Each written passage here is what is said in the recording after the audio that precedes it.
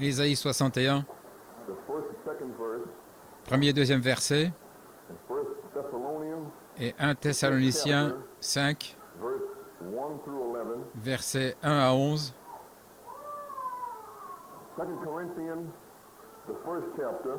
2 Corinthiens, premier chapitre, versets 3 et 4. Je lis le chapitre 61 d'Ésaïe.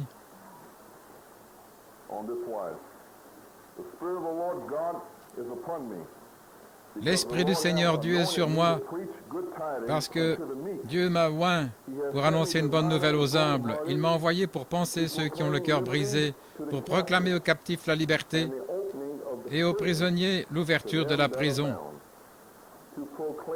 pour proclamer l'année de grâce du Seigneur et le jour de la vengeance de notre Dieu, pour consoler tous ceux qui sont dans le deuil. Et 1 Thessaloniciens, chapitre 5,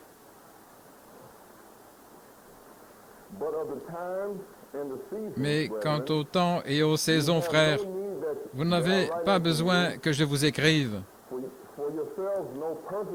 car vous savez parfaitement vous-même que le jour du Seigneur vient comme un voleur dans la nuit. Car lorsqu'ils diront paix et sécurité, comme ils le font maintenant, une ruine soudaine viendra sur eux, comme l'enfantement sur une femme enceinte, et ils n'échapperont pas. Mais vous, frères, vous n'êtes pas dans les ténèbres, pour que ce jour vous surprenne comme un voleur. Vous êtes tous des enfants de lumière, des enfants du jour. Nous ne sommes pas de la nuit, ni des ténèbres. Ne dormons donc pas comme les autres, mais veillons et soyons sombres. Car ceux qui dorment, dorment pendant la nuit, et ceux qui s'enivrent, s'enivrent pendant la nuit.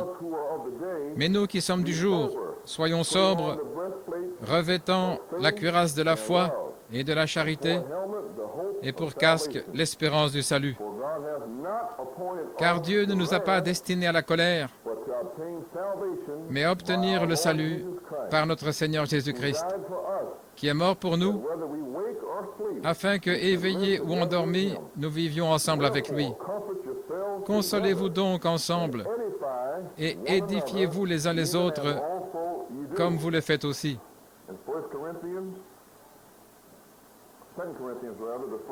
Et 2 Corinthiens, premier chapitre, le 3e verset. Béni soit Dieu, le Père de notre Seigneur Jésus-Christ, le Père de miséricorde et le Dieu de toute consolation, qui nous console dans toute notre tribulation, afin que nous puissions consoler ceux qui sont dans la détresse par la consolation dont nous sommes nous-mêmes consolés de Dieu. Que Dieu ajoute une bénédiction à la lecture de sa parole. Nous voyons le frère Vélo de retour et nous sommes heureux de le voir de retour et nous comprenons que sa femme est toujours là, notre frère Arvelo. Ainsi, gloire au Seigneur. Le message de ce matin, j'aimerais intituler une petite pensée, un petit titre. Le réconfort contre la peur, la consolation par opposition à la peur. Il doit y avoir de la peur, parce que la Bible l'a dit. Saint Luc 21, 25 et 26. Et comment l'écrivain, là, Luc, regardant aujourd'hui et écrivant toutes ces choses, il y aura des signes dans le soleil, dans la lune, dans les étoiles et sur la terre, une détresse de la nation avec de la perplexité. La perplexité. Ils sont perplexes. Ils ne comprennent pas pourquoi. Pourquoi ces enfants font-ils ces choses? Pourquoi ces Noirs se révoltent-ils? Pourquoi le tonnerre? Pourquoi cette guerre du Vietnam? Pourquoi? Détresse des nations avec perplexité. Ainsi parle Dieu. C'est pourquoi nous le voyons. Et nous savons que la parole de Dieu est vivante. Alors nous savons, ils peuvent dire paix, paix, paix. Mais la parole de Dieu dit que la destruction soudaine viendra sur eux. Gloire à notre Dieu. La mer et les vagues rugissent. Le cœur des hommes défaille à cause de la peur. Et pour s'occuper de la chose, ils ont peur. Ils se lèvent aujourd'hui et regardent dehors et ils ont peur de lire le journal. La chose qui va être dans les journaux là, ils ne veulent pas. Ils ne veulent pas le voir, pas d'espoir, rien d'autre que le jugement. Un ciel d'airain tout autour. Le jour de la vengeance de notre Dieu. Gloire à Dieu. Vous dites gloire à Dieu? Oui, je dis gloire à Dieu. Car il a dit aussi, le jour où l'Esprit du Seigneur est sur moi pour proclamer le jour de la vengeance. Et veillez, faites attention ici, consolez ceux qui pleurent. Voilà, c'est juste là. Pour consoler. Quand va-t-il faire ce grand réconfort? Au jour de la vengeance. Amen. Gloire à Dieu. C'est le jour où il descendra lui-même. Le Seigneur notre Dieu descendra sur la terre avec un cri, avec la voix de la résurrection, avec la trompette de Dieu. Et il dit là, au verset 18, « Consolez-vous avec ces paroles. Ainsi je lui suis ordonné ce matin de vous réconforter avec la parole de Dieu. » Quel privilège béni que de réconforter le peuple de Dieu par la parole. Amen. Louez Dieu. Vous êtes bien ce matin? Je sais en qui j'ai cru. Amen. Mais sans le voir, je l'aime. Car quand il apparaîtra, je serai comme lui. Pourquoi? Il l'a dit. Dieu l'a dit. Dieu ne peut pas mentir. Il accomplira chaque parole de la Bible. Chaque mot, chaque trait de caractère sera accompli. Gloire à notre Dieu. Et pourtant, le cœur des hommes défaille de peur. Ils ont peur de regarder ce qui va venir, les choses qui viennent sur la terre. Et c'est l'heure pour les croyants de se tenir debout en cette heure. Ceux qui connaissent leur Dieu feront de grands exploits. Ils se tiendront debout avec foi au dernier jour et proclameront le message de Dieu. C'est ce que nous faisons ici ce matin. La peur est un sentiment d'anxiété et d'agitation causé par la présence ou la proximité d'un danger, la proximité du mal, la douleur, la crainte, la terreur, l'effroi, l'appréhension, c'est la peur. Bien sûr, vous savez, la crainte divine est une crainte respectueuse, une crainte, un respect de Dieu. Mais dans cela, il y a une confiance qu'il vous aime, qu'il ne vous donnera pas un scorpion, il ne vous donnera pas une pierre, qu'il ne vous jugera pas parce qu'il a été jugé pour vous. Amen. Et il vous a aimé avant la fondation du monde. Quel appel dès la fondation.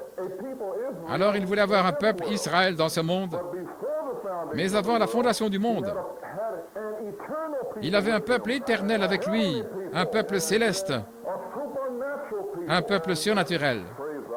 Gloire à notre Dieu. Une épouse qui marchera sur la terre ici, mais qui aura un appel céleste. Nous savons qui nous sommes ce matin, mes amis. Gloire à notre Dieu. C'est l'heure du jugement. Les signes le déclarent partout dans le monde. Nous le savons. Le monde entier est effrayé. Les signes sont partout. Juste quelques signes ce matin pour les expliquer dans le naturel, afin que l'homme naturel puisse les comprendre. Vous voyez? Le prophète de Dieu nous a dit de surveiller les syndicats. Et c'était il y a plus de 10 ans. Il a dit, surveillez ces syndicats. Lorsqu'ils arrivent à un point où ils commencent à s'unir avec l'establishment, les institutions. Eh bien, nous avons cela ici même à New York. Nous l'avons vu se réaliser cette semaine. Les syndicats, ici même, les maçons, les ouvriers du verre, les métallos, tous ici même à New York City, sous le couvert du drapeau. Vous voyez? Dieu bénisse l'Amérique. Amen. Je veux savoir pourquoi ils ne vont pas à l'hôpital des vétérans. Ils ne regardent pas Life Magazine qui traîne près des poubelles. Pas un seul de ces syndicalistes ne leur rend visite à l'hôpital. Démolis, la colonne vertébrale brisée, des membres arrachés au Vietnam. Et ils sont courageux. Ils se tiennent en ville et envoient ses enfants. Allez-y les gars, pour notre gloire. Et ils gagnent $8 de l'heure. Ici. Et ils se battent là-bas pour leur gloire ici.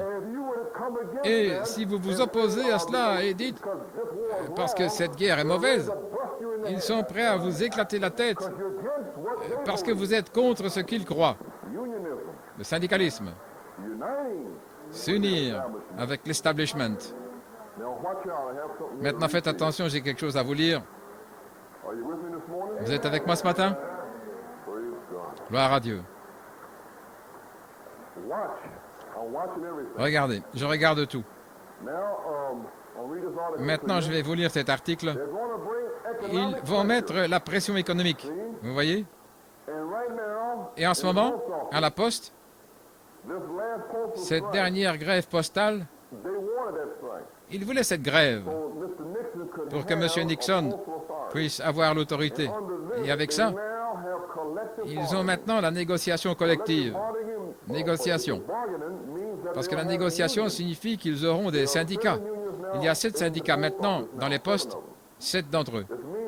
Ça signifie aussi que tous les employés du gouvernement seront dans un syndicat pour la première fois, ce qui était le cas dans la fonction publique. Maintenant, vous devez être dans un syndicat. Vous me suivez?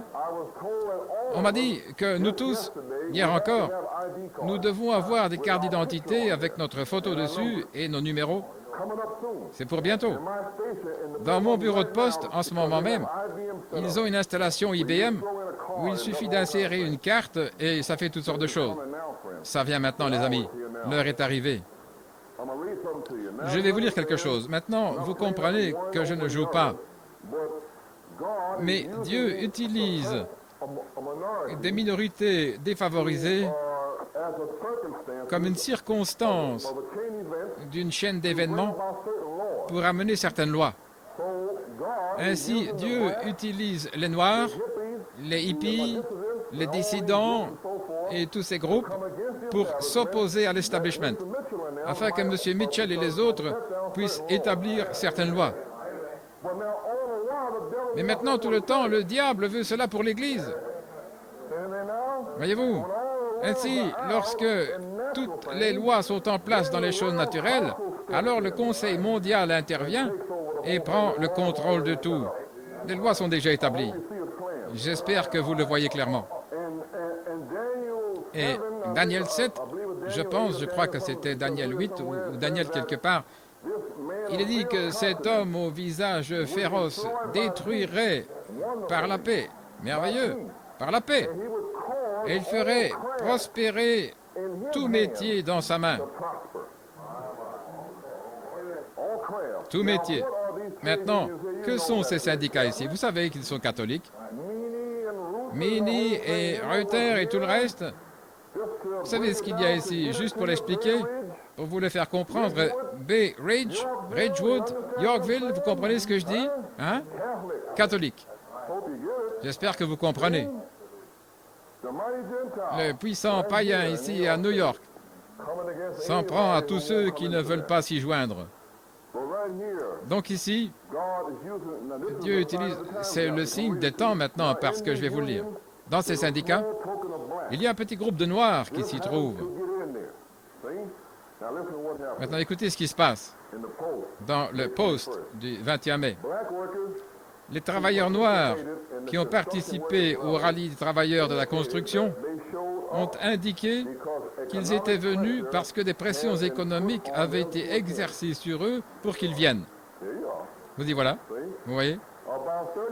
Une trentaine d'hommes noirs défilant avec le syndicat des verriers, local 206, se sont démarqués des Blancs lors du rassemblement de l'Hôtel de Ville hier. Mais beaucoup d'entre eux ont dit qu'ils étaient venus pour être présents, ils étaient venus au rassemblement, sinon ils ne seraient pas payés pour une journée complète. Je ne pouvais même pas aller au travail et travailler. Je devais aller là-bas pour que Dieu bénisse l'Amérique, pour ce qu'ils voulaient, voyez. L'un d'entre eux, William Roberts, s'est tenu à l'écart alors que le local 206 se rassemblait à la rue Warren. Le syndicat a dit que nous devions venir ici pour signer, sinon nous ne serons pas payés. Il a répondu, j'ai signé, mais je ne fais pas partie de la manifestation, ça c'est sûr. Le seul endroit où je marche, c'est chez moi.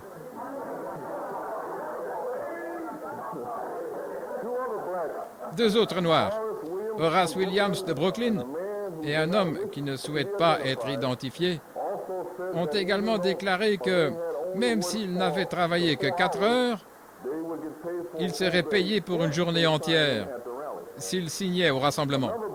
Un autre Noir, le délégué syndical de Blind Fat Industry à Brooklyn, a déclaré que ces hommes avaient été informés que s'ils signaient lors de la manifestation, ils seraient payés pour une journée entière. Qui a dit ça? Pas le syndicat. Parce qu'alors, il force l'entreprise à payer ça. Le syndicat, lui, il ne paye rien. Vous le savez bien.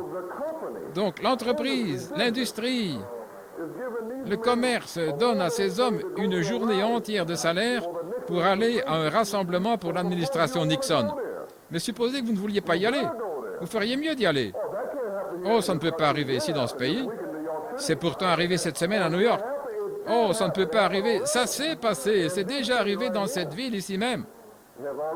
C'est déjà arrivé.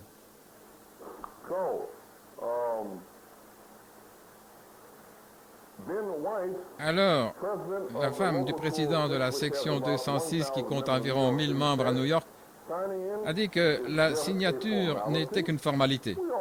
Nous signons toujours à la réunion du syndicat. Les hommes seront payés qu'ils viennent ici ou pas. De nombreux Noirs ont déclaré qu'ils ne soutenaient pas Nixon, même si les pancartes que tenaient leurs collègues proclamaient « Nous soutenons l'administration Nixon ». Je ne soutiens pas Nixon, dit Horace Williams, mais je vais suivre le syndicat, après tout, c'est mon gagne-pain. Son compagnon, James Barnett, a déclaré qu'il n'a pas soutenu Nixon non plus. Mais nous soutenons plus ou moins le syndicat. Un autre travailleur noir qui ne souhaite pas être identifié, Nixon peut aller à l'hôpital, il a dit, en ce qui me concerne, je suis ici parce que la majorité gouverne. Mon syndicat m'a amené ici. J'espère que vous lisez ceci maintenant. J'espère que vous écoutez. Alors que les manifestants marchaient de l'hôtel de ville à Battery Park, vise à repérer ces travailleurs qui parlaient à un journaliste et leur a dit « Ne dites rien, taisez-vous, ne dites rien à personne. » Vous voyez, mes amis? Il a dit aux journalistes de ne pas leur poser de questions. Nous sommes tous ensemble dans ce syndicat, noir et blanc, il n'y a pas de différence. On ne veut pas créer de problème, a-t-il dit. Vous voyez? Un dirigeant syndical noir, Maurice Godswell, du 665, a déclaré que les ouvriers noirs du bâtiment n'avaient pas d'autre choix que de participer aux manifestations. S'ils ne se présentent pas, leurs délégués syndicaux s'assureront qu'ils ne seront pas embauchés le lendemain. S'ils ne se forment pas, et si le délégué syndical passe par là, et que vous n'y étiez pas, il va vous court-circuiter. Mettez la marque ici dans ma main, mets-la ici dans mon front, mets ta volonté ici, et laisse-moi travailler avec mes mains, ce que tu veux que je fasse, que dois-je faire? Va au rassemblement, va par ici, va par là. C'est la volonté dans la main. Pourquoi? Sinon vous ne mangerez pas. Vous n'aurez pas d'argent pour quoi que ce soit. Vous m'écoutez ce matin, les amis? Gloire à notre Dieu. Godswell ainsi que d'autres leaders syndicaux noirs ont récemment déclaré que les ouvriers du bâtiment ne seraient pas autorisés à Harlem ou dans toute autre communauté noire s'ils ne cessaient pas de harceler les manifestants pour la paix. Les gens de la communauté ont empêché les travailleurs de la construction de l'hôpital de Harlem parce qu'il n'y avait pas assez de noirs dans l'équipe et ils le referont s'ils le doivent, dit Godswell. Environ 55% des 35 000 membres des syndicats sont noirs et portoricains. Un ouvrier du bâtiment blanc, Hank Seaford, a déclaré qu'il appartenait au syndicat de l'électricité, mais qu'il défilait avec les manutentionnaires du verre. Lorsqu'on lui a demandé pourquoi les Noirs de la section 206 étaient venus, mais pas d'autres syndicats, il a répondu « Ça dépend de la pression qu'on exerce sur eux. » Vous voyez? Maintenant, voici le dernier mot. Les Noirs doivent venir ici s'il y a de la pression. Si vous ne suivez pas les directives du syndicat, venez le lendemain matin. Où êtes-vous? Si j'étais noir, je me joindrais à vous. Vous y voilà, vous voyez? Donc ce n'est qu'un exemple. Les Noirs sont utilisés à New York pour illustrer ce qui va se passer à l'échelle nationale, à l'échelle mondiale, parce que le pape contrôlera tous les syndicats catholiques. J'espère que vous le voyez, les amis. Le syndicalisme est en train de s'installer maintenant. Il s'accroche à l'establishment sous vos yeux. Si vous dites quoi que ce soit, vous serez battu dans la rue, juste devant vous. Alors maintenant, eh bien, pourquoi est-ce que c'est ici? Eh bien, j'ai aussi lu un article. Je prends le temps de lire ces choses ici parce que Dieu fait témoigner ces gens pour que vous compreniez naturellement ce dont je parle. Quand nous irons dans la parole, vous le comprendrez. Max Lerner dans le New York Post, voici ce qu'il dit. Démons et aussi humains, c'est son article. Demons and Humans. Et ils parlent tous de ce qui se passe. Pourquoi? Alors il dit, est-ce que l'Amérique est devenue ingouvernable? Pas encore. Mais si nous continuons, nous y arriverons. Que se passe-t-il?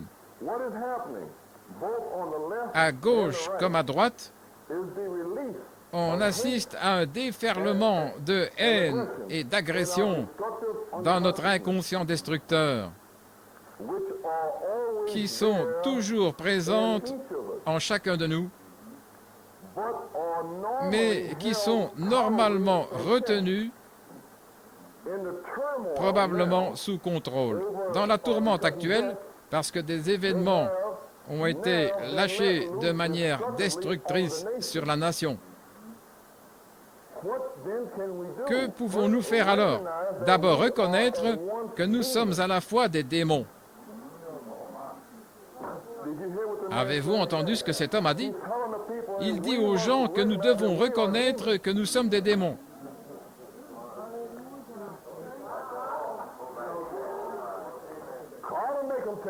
Dieu les fera témoigner. Béni soit Dieu, je suis un chrétien. Vous êtes un démon, car le diable est dans le cœur, le serpent. Maintenant, regardez ce qu'il dit. D'abord, reconnaissez que nous sommes à la fois démons et humains. Et c'est exactement ce que Dieu a dit. Vous êtes humain, mais vous avez un démon en vous. Et Jésus-Christ est celui qui a chassé ce démon. Amen. Un démon d'incrédulité. Amen. Il faut d'abord reconnaître que nous sommes à la fois des démons et des humains. Ensuite, vous pouvez être aidé si vous admettez que nous avons un démon en nous. Vous voyez? Et il y a le démon très profond en nous, dit-il, très profond en nous. Mais que nous sommes aussi des créatures humaines.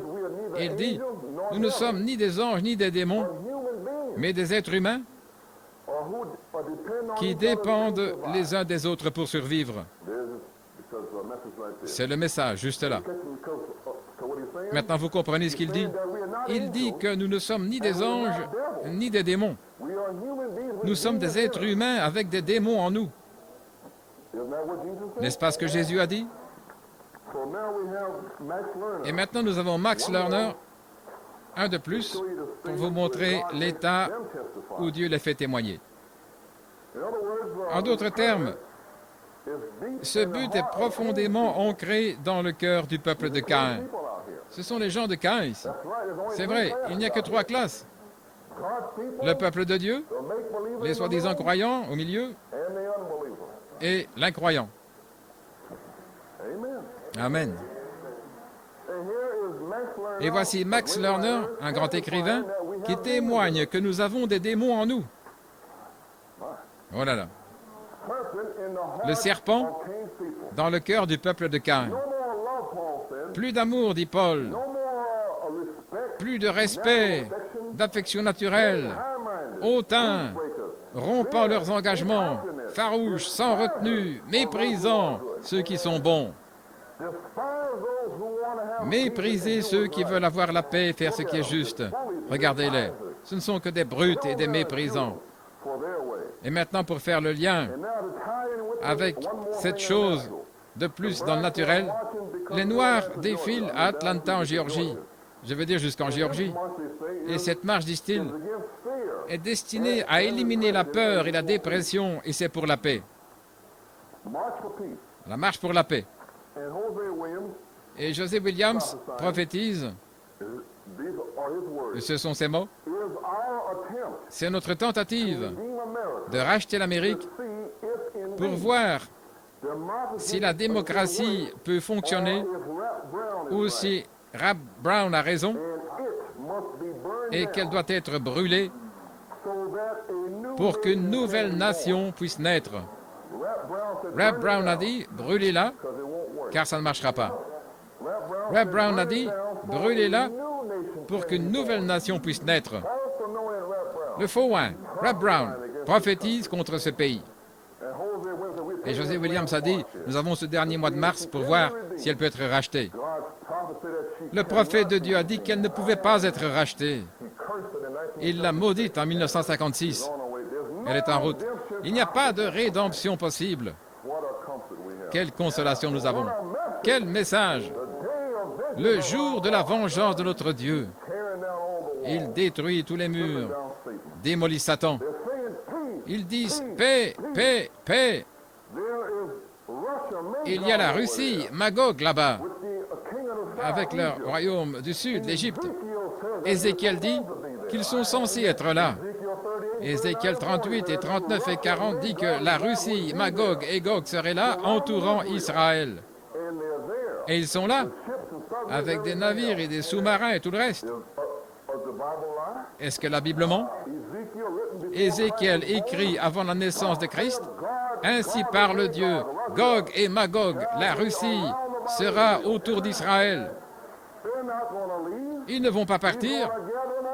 Il va les rassembler tous là-bas pour la grande trompette de Dieu, quand il viendra et sauvera Israël. 144 000 élus. Gloire à notre Dieu. Frères, nous vivons à une heure où la parole est là, la parole de Dieu. Nous ne sommes pas dans les ténèbres, nous ne dormons pas, nous ne sommes pas ivres, nous sommes du jour, nous sommes des enfants de la lumière de l'heure est venue. Louez Dieu, nous marchons dans la lumière, où Jésus-Christ marche dans la lumière. Amen, gloire à Dieu. Le Christ Dieu a envoyé notre Élie. Qui est-il? Jésus-Christ. Le Fils de l'homme sera révélé en ce jour par un humble prophète. Donc cet Élie est Dieu lui-même, Jésus-Christ. Voilà votre Élie. Frère Branham l'a dit à Shreveport. Il a dit, l'Élie pour notre jour est Jésus-Christ, un prophète de Dieu. Amen. Louez Dieu. Donc nous voyons qu'il a envoyé Élie pour descendre avec un cri, un message. Et toujours, quand l'arche, le message, le cri entre en scène, la terre résonne. Quand Israël, la troisième fois, parce qu'ils avaient l'arche, quand ils l'ont ramené l'arche, la terre a retenti avec le cri, car l'arche entrait dans le camp. Amen. Même Baal ne pouvait pas maudire Israël. Il n'y a pas d'iniquité en Jacob. Il n'y a pas de perversité en Israël. Amen. Pourquoi? Le cri du roi est dans le camp. La terre entière tremble. Dieu ne voit aucune iniquité en vous. Pourquoi continuez-vous à la rechercher? Il ne voit aucune perversité en vous. Israël, la parole. Jacob, la Pentecôte. Israël, la parole. Un prince. Soit vous êtes un prince, soit vous n'êtes pas un prince. Soit vous êtes l'épouse, soit vous n'êtes pas l'épouse. Dieu n'y voit rien. Il n'entend même pas votre voix, c'est le sang. Pensez-y. Avant la fondation du monde, Dieu aurait un peuple, dans cette heure maintenant, qui serait pur par la parole, sans iniquité, sans perversité, sans rien. Une épouse pure, propre, sanctifiée, sainte au Seigneur, sainte au Seigneur, sainte au Seigneur. Toutes ces hordes de démons disant, tu n'es pas comme ça, va-t'en Satan. Je sais qui je suis. Gloire à Dieu. Pourquoi Satan? Parce que le message me réconforte. Amen. Gloire à Dieu. La trompette de l'Évangile est entrée en scène en 1963. C'était surprenant. C'était un réveil. Eh bien, elle a été envoyée pour réveiller une épouse. C'est pourquoi c'était un réveil. C'était pour réveiller l'épouse de son sommeil. Elle dormait tout au long de l'église pentecôtiste. Gloire à Dieu. Et le prophète a sonné la trompette de l'Évangile. Appelez-la hors de ces murs-là, ils vont s'écrouler. Venez à l'extérieur, où le Fils de l'homme se tient ici. Je vais oindre vos yeux pour qu'ils voient, et vous verrez, et vous serez libres. Et si je vous ai libéré le premier jour, vous êtes vraiment libre. Vous ne devrez plus jamais servir le péché. Le Seigneur, votre Dieu, vous a libéré. Gloire à notre Dieu. Les autres dormiront dans les ténèbres et seront ivres dans la nuit. Mais nous, nous sommes du jour de Jésus-Christ. Le jour où ce Fils de l'homme se révélera à moi, je l'ai vu. Gloire à Dieu. Louez Dieu. Avec quoi? La trompette de l'Évangile fait retentir la parole de la prophétie. Un message prophétique. Maintenant, faites attention. Pour nous faire prendre conscience et nous préparer à ce qui va arriver sur la terre. Est-ce que Dieu nous a préparés à cela ces 7 dernières années? Ne nous a-t-il pas fait prendre conscience de ces choses? Ne nous a-t-il pas préparés à échapper au jugement en entrant dans l'arche, la parole, le message de l'heure? Gloire à notre Dieu. Il prépare l'épouse à un message. Réconfort. Le mot réconfort ou consolation signifie rendre fort. Apaiser dans la détresse. Vous savez, les nations ou le chagrin. Apaiser la misère ou le chagrin. Apporter la consolation. Espérer, aider, réconforter. Vous voyez, l'encouragement.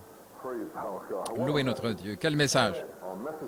Un message de grâce, d'amour et de miséricorde.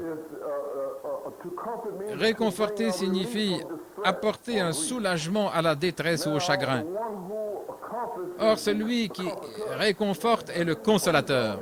Gloire à Dieu. C'est lui.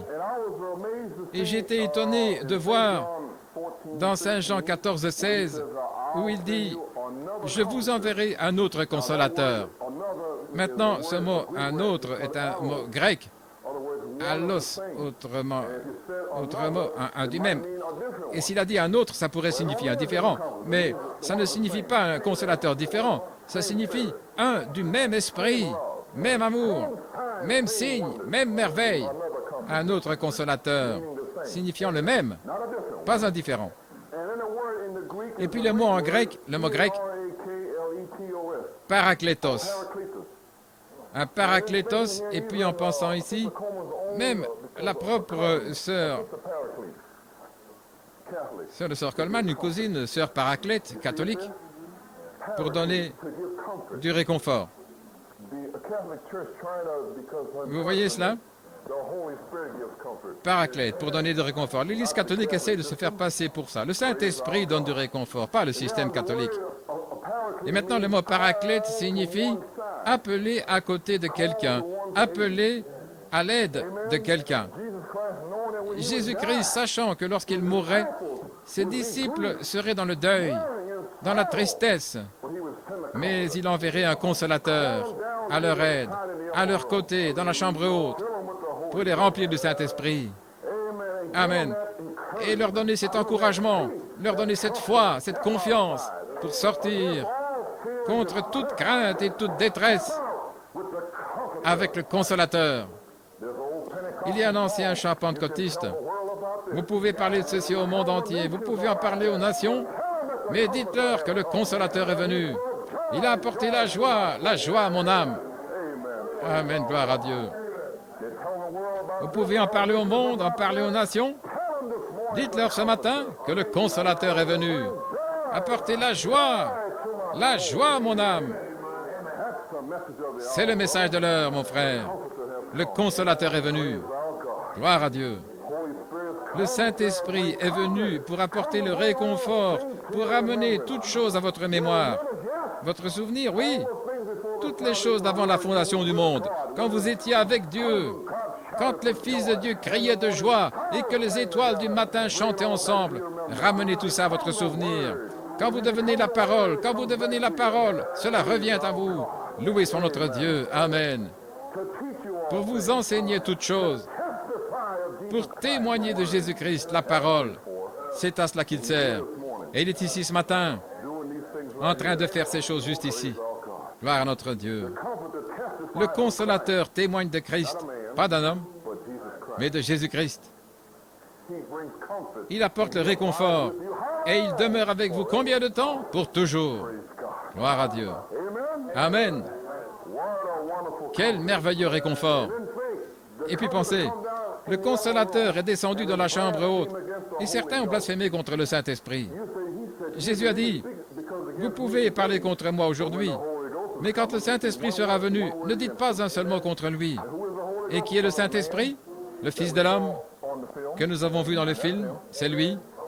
Celui qui peut discerner les pensées du cœur, c'est le Saint-Esprit. C'est Jésus. C'est la rose de Saron, le lys de la vallée. C'est lui, le prince des princes, le roi des rois, le seigneur des seigneurs. Il est l'unique, il est mon consolateur, il est mon tout en tout, il est mon absolu, il est mon tout. Louez Dieu. Oh, ma confiance n'est pas en Nixon et Mitchell et ces gars-là. Elle est dans la parole, l'arche, pas dans votre église. Êtes-vous baptiste ce matin? Êtes-vous méthodiste ce matin? Êtes-vous dans une dénomination? Peu importe, il n'y a pas de consolateur là. C'est fait par l'homme. Voici le consolateur, la parole de Dieu. Démolissez ces murs. Venez à Christ. Repentez-vous et soyez baptisés au nom de Jésus-Christ. Il est le consolateur et le consolateur viendra. Gloire à notre Dieu. La promesse est pour vous et vos enfants. Autant qu'il appellera au nom de notre Seigneur, votre Dieu. Il appelle toujours. Je vous le prouverai ce matin. Il appelle encore. Amen. Il vous rappelle des choses qui témoignent de Jésus-Christ. Mais remarquez, il est là depuis la Pentecôte. Mais de nos jours, il est descendu dans la plénitude. Voilà la différence. Il revient maintenant. Pourquoi? Parce qu'il a dit que l'Esprit du Seigneur est sur moi. Luc 4. Alors, quand le Christ est venu pour la première fois, Jésus-Christ lui-même, quand il est venu, il s'est levé et le prêtre lui a remis les Écritures et il a lu dans Isaïe 61, « L'Esprit du Seigneur est sur moi pour apporter la bonne nouvelle, et ainsi de suite. » Et il s'est arrêté juste là, juste au milieu de l'Écriture. Il s'est arrêté parce qu'il apportait l'année de grâce. Depuis le jour de la Pentecôte, c'est l'année de l'acceptation, la grâce. Mais il dit aussi, et le jour de vengeance, le jugement. Et à ce moment-là, pour consoler tous ceux qui pleurent. Gloire à Dieu. Ainsi donc, c'est unique, Jésus-Christ, qui a marché sur cette terre en chair et en os, et qui a prêché l'année de l'acceptation, et qui a été prêché par lui et ses disciples jusqu'ici, celui-là même est descendu avec un cri pour apporter le jugement, mais en même temps pour apporter le réconfort dans la plénitude. C'est ce qui s'est passé ici et maintenant. Le comprenez-vous, les amis? Gloire à Dieu. Il est venu pour réconforter ceux qui pleurent. Maintenant, le message de Noé, je vais vous le lire. J'ai un peu de temps ici, je ne veux pas rester trop longtemps. Vous êtes avec moi? Gloire à Dieu. Genèse 5, 29, si vous l'écrivez. Ou 5, 28. Et Lamech vécut 182 ans et engendra un fils. Il appela Noé, en disant, celui-ci nous consolera. Amen. Au sujet de notre travail et du labeur de nos mains, à cause du sol que l'Éternel a maudit. Maintenant, en type, voici Lamech qui prophétise sur Noé son fils, qui aurait un message de réconfort ou de consolation. Il le dit ici même. Il nous réconforterait concernant le travail de nos mains et notre labeur. Dieu a maudit ce sol ici. Et voici Christ en type, l'Esprit de Christ en Noé, apportant un message de réconfort. Le même Christ ici, à notre époque, apportant un message de réconfort. Cette fois, c'était juste avant que le déluge n'arrive. Et de nos jours, c'est juste avant que le feu ne tombe. Mais c'est le même message. Vous tous qui êtes chargés et accablés par le labeur, et les œuvres d'une dénomination ici, ou qui travaillent ici dans le monde, pour un grand compte en banque ou quoi que ce soit, pour essayer de construire quelque chose ici, Dieu l'a maudit. Amen. Il a tout maudit ici. Tout ce qui se trouve ici, l'argent est cancérisé et témoigne contre eux. Jacques l'a dit. Tout ce à quoi ils peuvent penser. Construisez votre espérance sur les choses éternelles. Tenez la main immuable de Dieu. Dieu, en cette heure, apportera un message de réconfort et un message de jugement pour démolir tout ce qui est ici, le maudire. Chaque église, chaque institution, chaque hôpital, tout est maudit ici. Mais vous tous qui êtes chargés, accablés, venez à moi et je vous donnerai du repos. Je vous donnerai du réconfort. J'ai un message de réconfort ici. Gloire à Dieu. Maintenant, le consolateur est ici pour apporter du réconfort à tous ceux qui travaillent. Arrêtez de travailler, reposez-vous. Amen. Tous ceux qui pleurent, se lamenter, être anxieux, penser, se souvenir, ressentir ou exprimer du chagrin, se lamenter, le deuil, pleurer quelqu'un qui est mort. Nous comprenons cela, mais je vous le fais juste remarquer. Gloire à Dieu. Vous me suivez toujours? Le deuil en général. Vous voyez, Saint Matthieu, si vous voulez écrire l'Écriture, ce serait bien que vous le fassiez, que vous l'étudiez quand vous serez rentré chez vous. Je vous le donne juste comme cela m'est venu. Saint Matthieu 5, 4.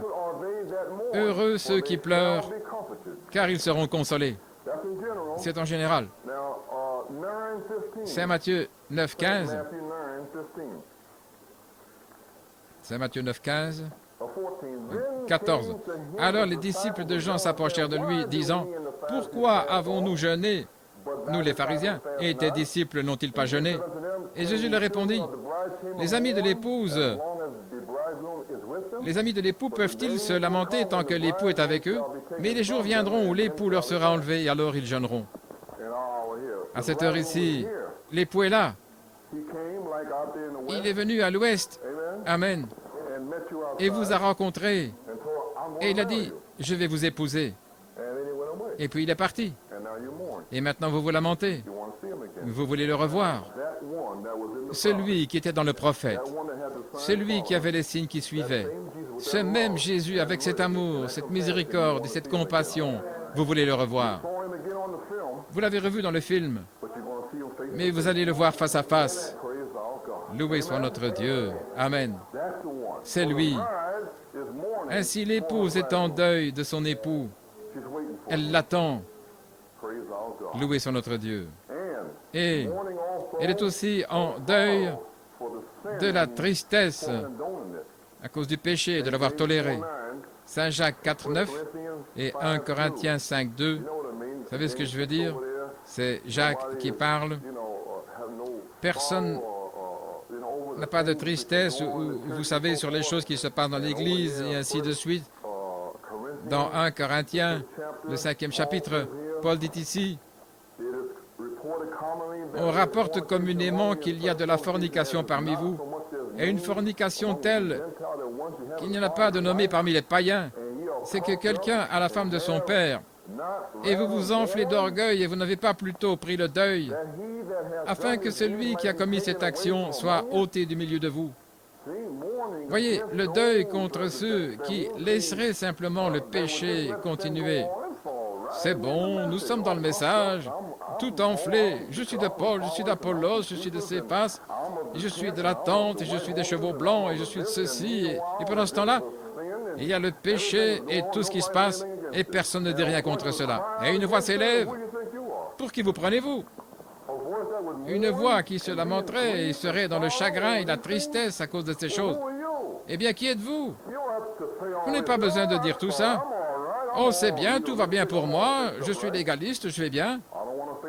Je ne veux pas faire face à Dieu comme ça, vous voyez. Maintenant, le deuil.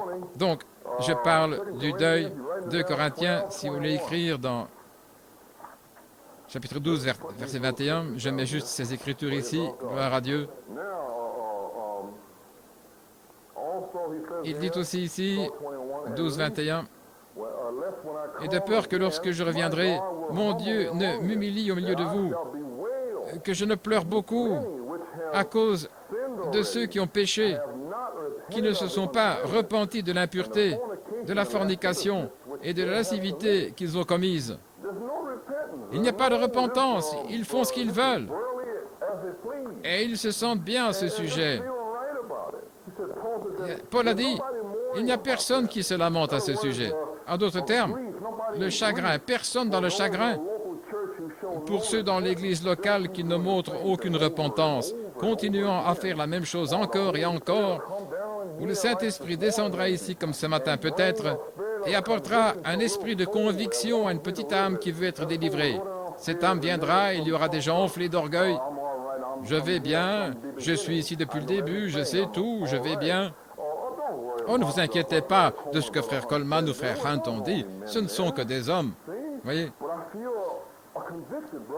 Et la petite âme, un frère ou une sœur convaincue, je ferais mieux d'aller arranger les choses. Et l'esprit enflé dit, non, on n'est pas à faire tout ça, pourquoi le faire? Vous êtes dans le message, de quoi parlez-vous? Ce n'est que Hunt et Coleman, là. Bien sûr, mais ne le faites pas à cause de nous. Faites-le à cause de la miséricorde, la parole qui essaye de vous atteindre. Vous comprenez, mes amis? Mais ils sont gonflés à bloc et ils pensent qu'ils vont bien. Voyez, il n'y a pas de deuil. Et Dieu ce matin essaie d'atteindre ceux qui gémissent pour pouvoir les consoler. Gloire à Dieu. Vous voyez, Paul dit, soyez dans le deuil. Et presque personne dans le pays ne le fait, vous voyez. Gloire à Dieu. Vous voyez. Alors maintenant, il y a plusieurs types de deuil. Et Dieu avertit son peuple. Un grand appel et rassemblement. Un appel à la miséricorde avant un appel au jugement. Dieu envoie toujours la miséricorde avant chaque carrefour du temps. Vous voyez? Le message de Noé était juste avant le déluge, une jonction de temps. Remarquez, juste avant que la grande heure cruciale n'arrive, vous voyez que s'est-il passé? Trois choses. La grâce, la miséricorde, la délivrance. Grâce, miséricorde, délivrance. Le message de Dieu a toujours été une délivrance juste avant que l'heure n'arrive, le jugement. Maintenant, juste avant que Dieu ne consume Sodome, Dieu a visité Abraham, juste avant, notre type pour ce jour. Vous voyez? Et Abraham, par la grâce de Dieu et par sa miséricorde, a été délivré. Grâce, miséricorde et délivrance. Mais maintenant, remarquez, oh, comprenez ce matin, Abraham a été délivré par la petite voix douce. Il n'a rien senti pendant 25 ans. Vous me comprenez maintenant? C'était sec. C'est toujours la parole, les cassettes. Vous me comprenez maintenant? La toute petite voix douce. Oh, louez son merveilleux nom. Il ne cherchait pas une démonstration de la chair. Il ne cherchait pas à ce que l'homme soit continuellement ici sur la plateforme à marcher de long en large et à vous parler. Vous voyez? Autrement dit, je n'ai pas besoin de vous dire de vous aimer les uns les autres, car vous le savez tous.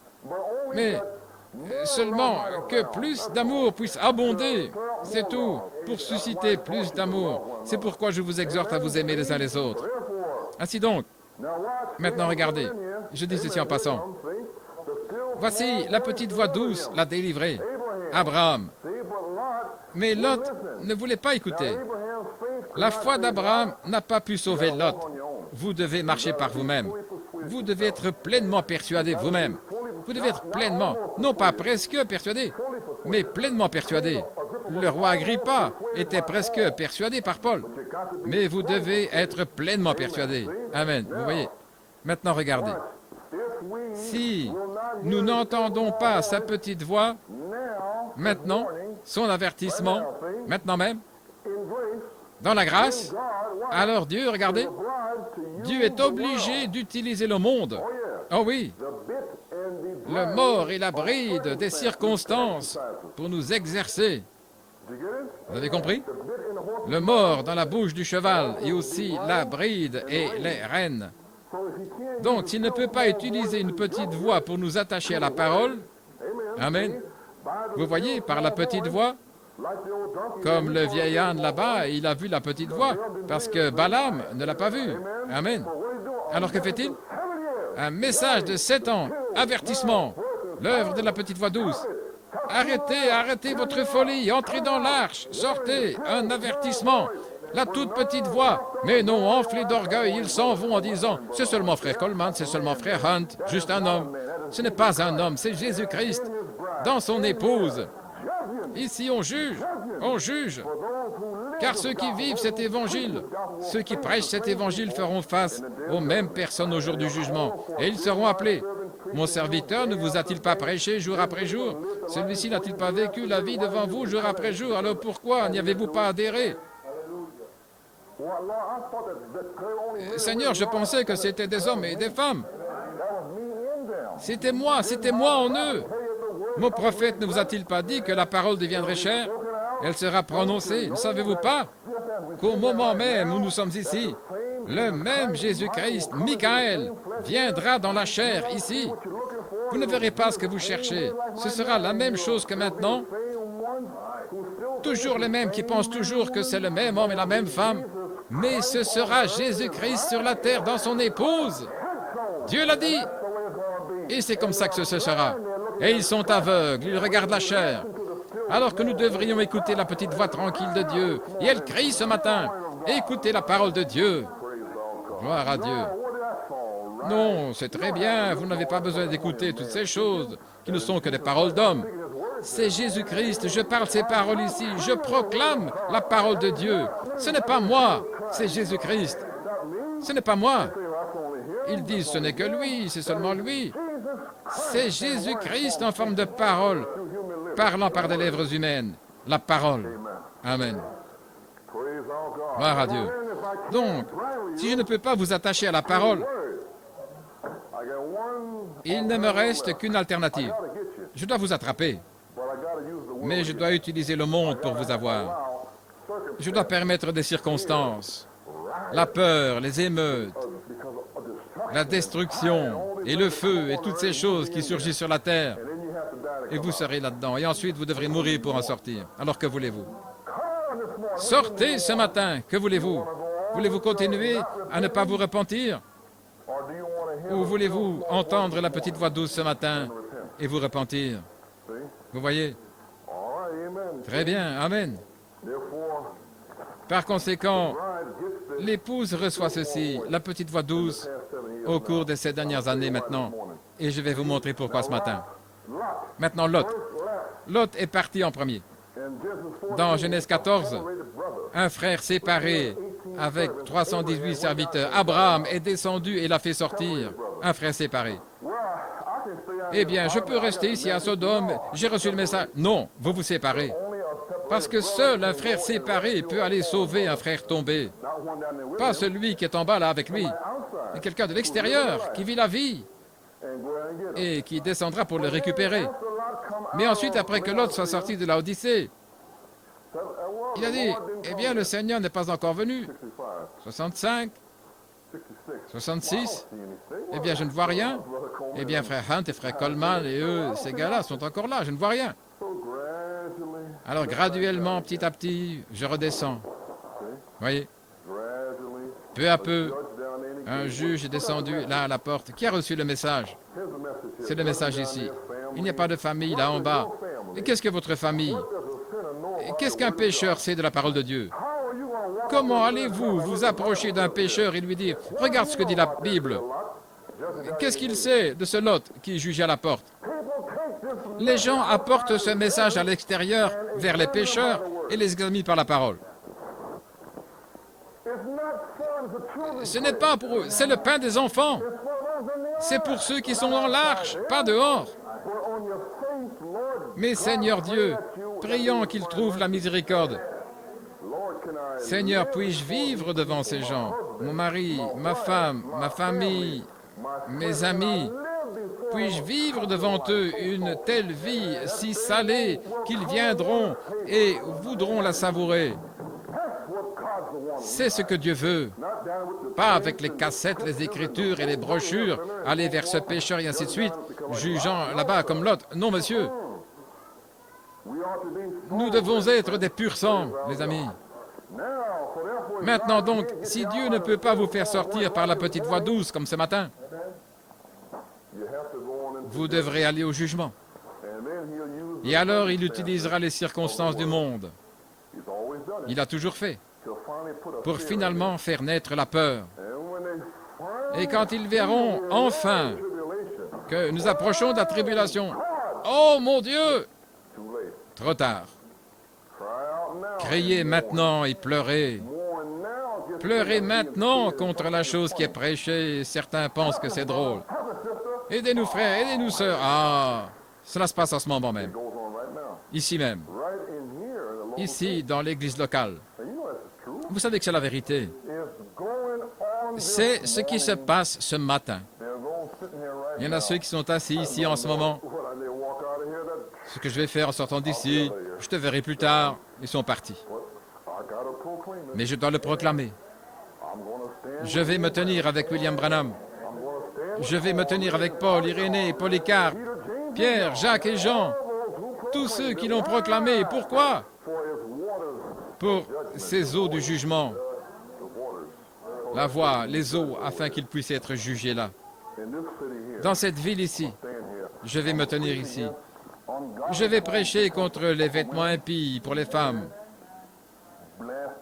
Envoyez cette chose en enfer, c'est vrai. Dites-leur de s'aligner sur la parole. Je vais fustiger les femmes qui ne veulent pas être soumises à leur mari. Fustigez cela. Les frères, aimez vos frères. Fustigez cette chose. Je vois ces frères qui disent à leurs femmes, viens ici, fustigez ça. Ayez de l'amour en vous, mon frère, et vous obtiendrez du respect. Les femmes là-bas, dans un certain endroit, il y a plusieurs années, les épouses, les grands ministres, et ainsi de suite, elles priaient. Elles devaient sortir les ordures. Elles ne pouvaient même pas aller acheter un Coca-Cola. Ces gars dans le message là, dans le sud. Et les femmes priaient, Seigneur, fais-nous sortir d'ici. Et ces gars-là qui se promènent comme des coqs fiers et tout. Je suis dans le message, béni soit Dieu, je suis un homme. Vous voyez? Et ils aiment prendre mariage et divorce et le montrer à leur femme la première fois qu'elle l'entend. Ils aiment ça, de grands gaillards, vous voyez. Où est l'amour de Jésus-Christ que vous avez vu dans le film là? Si doux, il embrasse le petit enfant et la femme. C'est Jésus. C'est ainsi que nous voulons être comme Jésus. Pas un gros coq qui marche de long en large, mais un agneau, une colombe. Et ensuite, vous verrez une femme qui aimera son mari, le respectera. Vous verrez Jésus-Christ dans cet homme. Gloire à notre Dieu. Vous voyez? Entrez dans l'arche. Venez ce matin dans l'arche. Amen. Que s'est-il passé? Parce que Lot ne voulait pas sortir, le frère séparé proclamant la parole pendant 7 ans, des frères dans tous les pays, la proclamant pour tous, la même chose pendant 7 ans, parce qu'ils ne voulaient pas y adhérer. Dieu, par une intervention divine directe, a dû descendre lui-même à Sodome, ce troisième pôle. Mais mon frère, je ne veux pas attendre ça. Je veux venir maintenant. Je ne veux pas attendre que Dieu descende dans l'assemblée et dire « John Jones, tu as fait ceci et cela la nuit dernière. » Je ne veux pas attendre cela. Je ne veux pas. Quand il viendra ici, être dévoilé, trouvé nu, je n'ai pas honte. Je n'ai pas honte de sa venue. Gloire à Dieu. Pourquoi? Car le sang m'a couvert. Seigneur, je fais tout maintenant. Je respecte tes ministres, Seigneur. Je respecte tes filles et tes fils. Je respecte tout le monde. J'essaie et je donne l'honneur à qui l'honneur est dû. J'essaie de tout faire correctement. Je ne vais pas, Seigneur, parler contre le ministère et ainsi de suite. Je ne parle pas contre ma sœur et aussi mes frères. Je donne l'honneur à qui l'honneur est dû. Non, Seigneur, j'ai la crainte de ce message. Seigneur, parce que je sais que le monde entier est à sa fin. Mais je te remercie, Seigneur, de m'avoir appelé. Je te remercie, Seigneur, de m'avoir fait sortir. Je te remercie, Seigneur, de m'avoir donné une chance d'entendre un de tes oracles. C'est pour cela que je te remercie, Seigneur. Je remercie Dieu d'être venu à moi en cette dernière heure. Et pourtant, ils sont assis là, pleins d'audace, marchant de long en large dans l'assemblée, tout comme le diable. Ils se promènent dans les cieux parmi les fils de Dieu, et les fils de Dieu sont ici ce matin, et ce diable se promène partout, dans des corps de femmes aussi. Qui est le diable? L'incrédulité. Ce n'est qu'un homme. Qu'est-ce que c'est, vous voyez? Vous voyez, ce diable légaliste et tout le reste. Sortez maintenant de Sodome et venez dans l'arche. N'attendez pas les circonstances ou les événements, parce que M. Nixon et M. Mitchell et M. le pape vont les amener, frère. Et les syndicats. N'attendez pas ces événements, ces circonstances, pour finalement crier et le voir alors. Sortez maintenant. C'est peut-être la dernière année, comme nous allons vous le prouver ce matin. Ne soyez pas endormis et ivres. Réveillez-vous au message de cette tonnerre. Gloire à Dieu. Il a fallu un tonnerre pour nous réveiller. Le tonnerre de Dieu. Louez Dieu. N'est-ce pas quelque chose? Une église tellement endormie que Dieu a dû envoyer un tonnerre pour la réveiller. Allez les chercher. Réveillez-les. Gloire à Dieu. Et quelqu'un va être réveillé. Donc les 7 tonnerres de Dieu nous réveillent et nous préparent pour la grande heure. Amen. Ne soyez pas comme Saül et Israël. Ils ne se sont pas réveillés avec les paroles de Samuel. Saül a dit, eh bien, Samuel a dit, coupe la tête du roi Agag, tue-le. Saül a dit, tu sais bien qu'il ne le pensait pas vraiment. Il le pensait vraiment. Il pensait chaque mot. Mais Saül et Israël n'ont pas voulu faire ça. Ils ont gardé le meilleur pour eux. Vous savez. Et il y avait le roi Agag, le type de la chair, l'œil, là, dans la chair. Et Samuel a dit, qu'est-ce que j'entends? Samuel a pris la parole, l'épée, et a coupé le roi Agag, la chair, en morceaux. Est-ce bien ça? C'est ce qu'il était. Le roi Agag, c'est votre chair. Et Saül et Israël ont gardé le meilleur. Mais le prophète lui a coupé la tête. Il a découpé cette chair en lamelles. Vous savez ce que c'était? C'était l'amour. L'amour et la crainte de Dieu. Voilà ce que c'était. Maintenant, soyons exercés ce matin à chaque parole par le joug de la petite voix douce. C'est une course, mes amis. Nous sommes dans une course. Et nous devons être les chevaux de guerre spirituels de Dieu sur la terre. Mais nous avons un cavalier. Amen. Jésus-Christ. Il connaît chaque trou, chaque virage. Il connaît tous les endroits faciles. Il connaît tous les endroits difficiles. Laissez-le vous chevaucher. Ne dites pas « Eh !» Laissez-le. Amen. Chevauchez jusqu'à l'arrivée pour gagner le prix. Ne le brusquez pas, la parole. Vous voyez ce que je veux dire? Béni soit Dieu, je n'ai pas à faire ceci. C'est une promenade en douceur, amen. Vous avez un jockey, Jésus-Christ. Il sait juste quand tirer les rênes. Tourne ici, il tire là, tourne là. Et il sait quand il faut frapper dans le dos. Clac. Amen. Comme ce matin. Lève-toi, mon garçon. Lève-toi, tu es à la traîne. Amen. Il sait quand prendre le bâton et le frapper dans le dos. Dans le dos, bien ça? Est-ce correct? Donnez-lui un bon coup. Il tombe en arrière. Ne tombez pas en arrière, levez-vous. Et continuez. Gloire à Dieu. Nous avons un cavalier, Jésus-Christ. Maintenant, recevez-le ce matin dans l'amour. Parce que je prêche cela dans l'amour ce matin. Parce que je regarde ici et je vois les syndicats et je vois toutes ces choses et je dis, oh Dieu, que puis-je dire ce matin? Seigneur, utilise le bâton de la miséricorde pour les mettre au pas. Donc nous voyons la grâce de Dieu, la miséricorde et la délivrance. Maintenant, remarquez pour finir, l'ange a dit, je ne peux rien faire jusqu'à ce que tu sois entré. C'est bien ça? Il a dit à Noé et à sa famille, je ne peux pas apporter le déluge jusqu'à ce que vous entriez dans l'arche. Amen. Je ne peux pas laisser tomber le feu jusqu'à ce que Lot sorte de Sodome. Abraham est déjà sorti. Et ce matin, je ne peux pas laisser tomber les feux du jugement jusqu'à ce que la dernière semence de Dieu prédestinée quelque part dans le monde soit entrée dans l'arche. Gloire à Dieu. C'est pourquoi nous sommes encore ici ce matin. Loué soit Dieu. Les signes sont partout. En conclusion. Et qu'est-ce que l'arche? Chaque parole. Aimez votre frère. C'est l'arche. C'est pourquoi nous avons prêché la semaine dernière. Et certains disent, mais pas à faire tout ça, vous voyez. Ils ne sont pas encore dans l'arche. Ils essaient de chevaucher sans le cavalier. Vous voyez? Laissez le cavalier chevaucher. Les signes étaient partout. Vous voyez? Le film, le Fils de l'homme. La profondeur appelle la profondeur. C'est le Fils de l'homme. C'est un signe.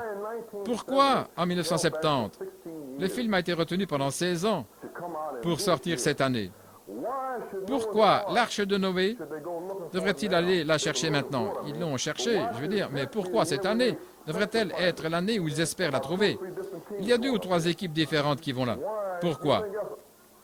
Vous croyez que c'est une coïncidence? Ce n'est pas une coïncidence. Il y a quelque chose à propos de 1970. Quelque chose à propos du 7 mars 1970. Vous savez, le soleil, la lune là-haut, l'éclipse totale, et ainsi de suite. Il y a quelque chose à propos de ça. Il y a quelque chose à propos d'Apollo 13 et toutes ces choses-là. Pas de coïncidence. Et maintenant, voilà. Il y a quelque chose à propos de ce que je suis en train de dire. Regardez.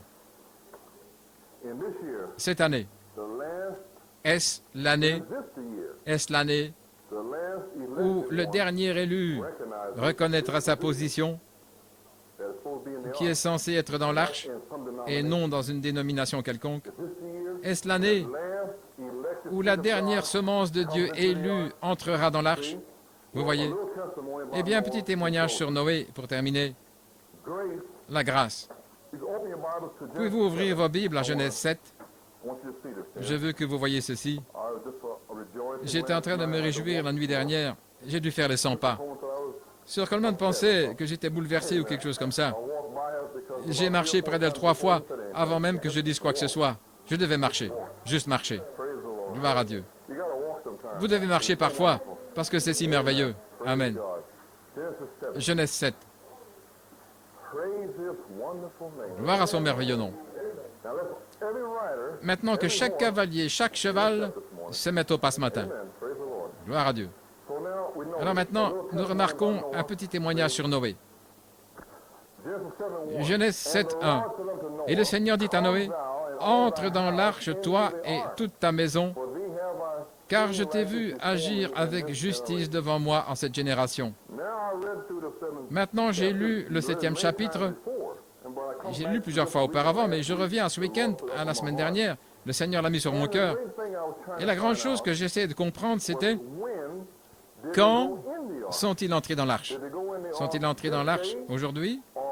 ou comme il a dit ici au 4e verset, « Encore 7 jours et je ferai pleuvoir sur la terre 40 jours et 40 nuits, et je détruirai de la surface de la terre tout être vivant que j'ai fait. » Et Noé fit tout ce que l'Éternel lui avait commandé.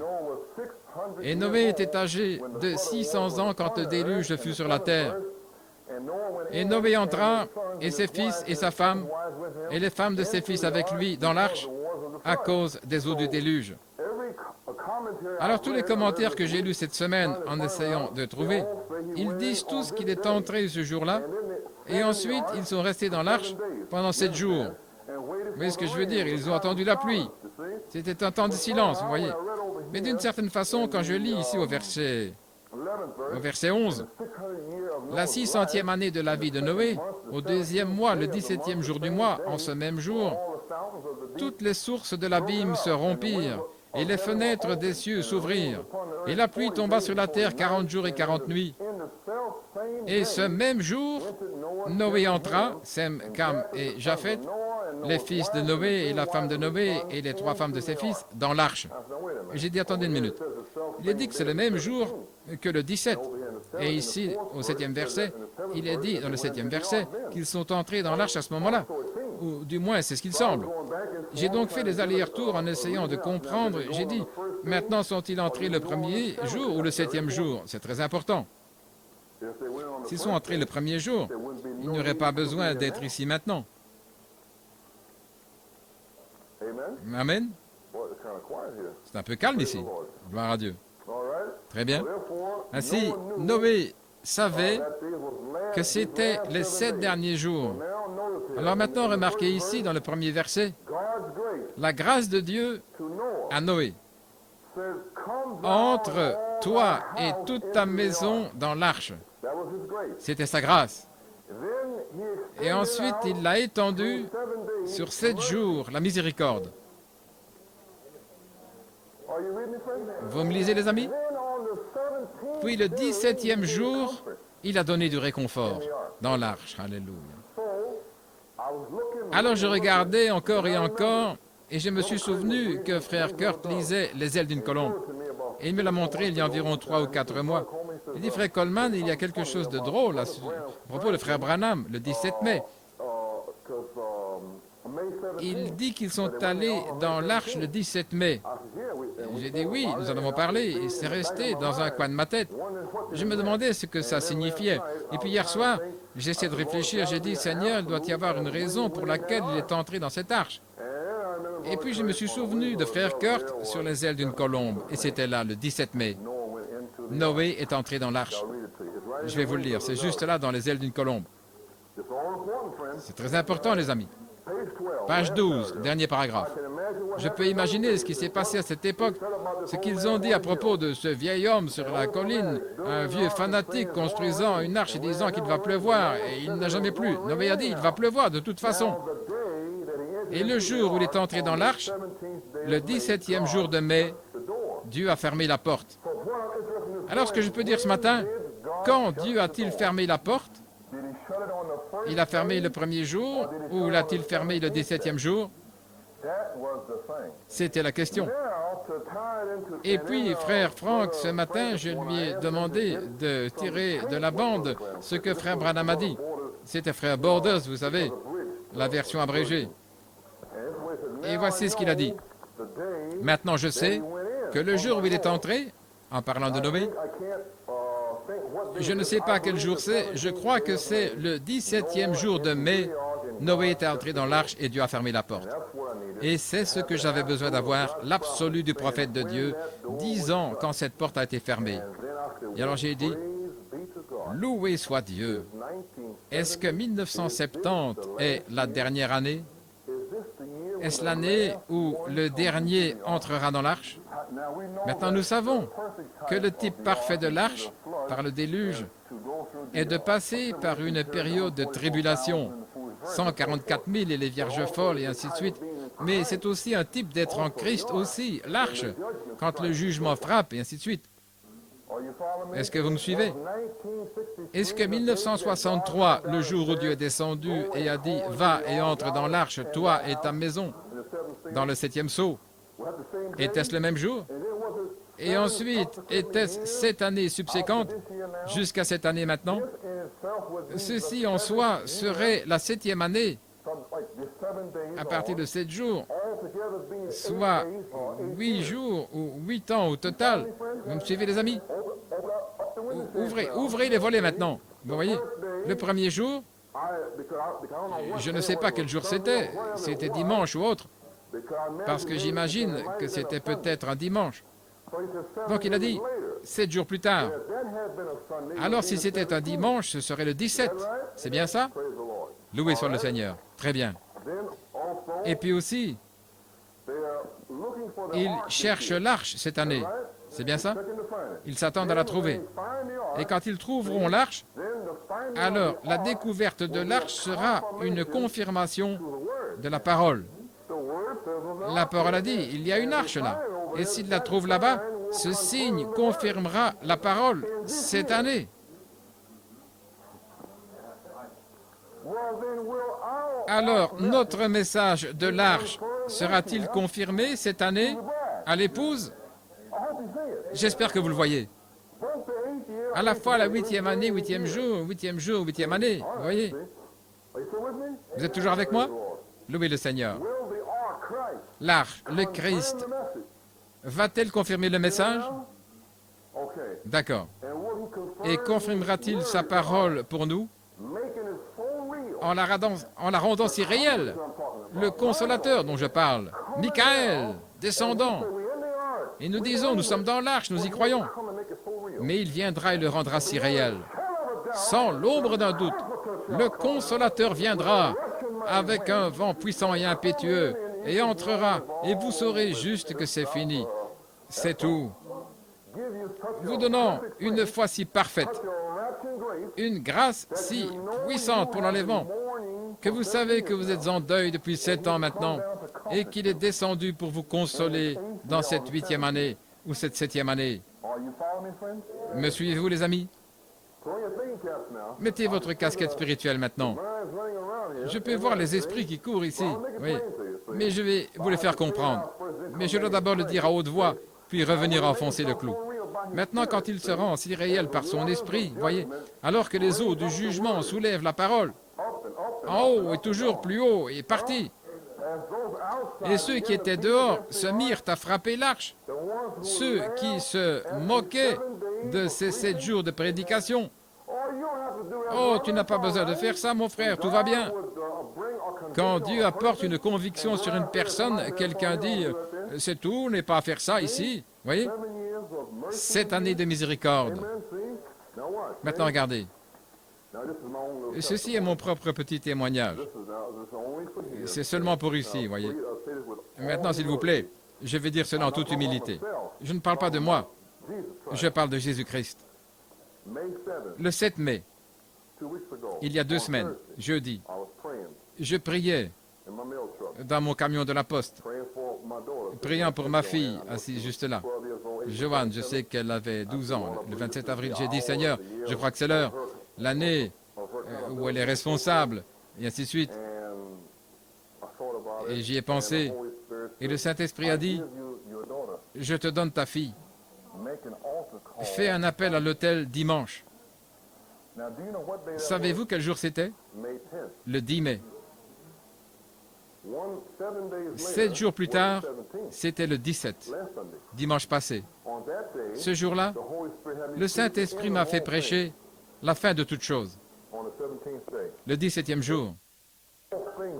Toutes les choses viennent à ceux qui sont à l'intérieur. Aimons-nous les uns les autres.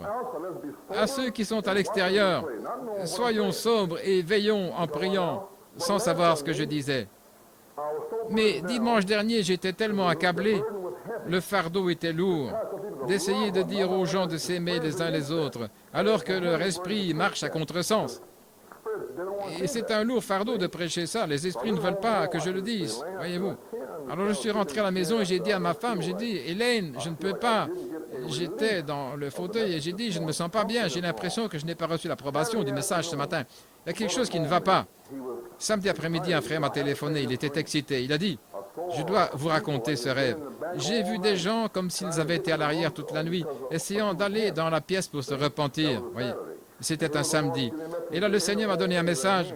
La fin de toute chose est proche. J'ai dit, eh bien, je ne sais pas ce que ça signifie parce que Dieu doit révéler ces choses.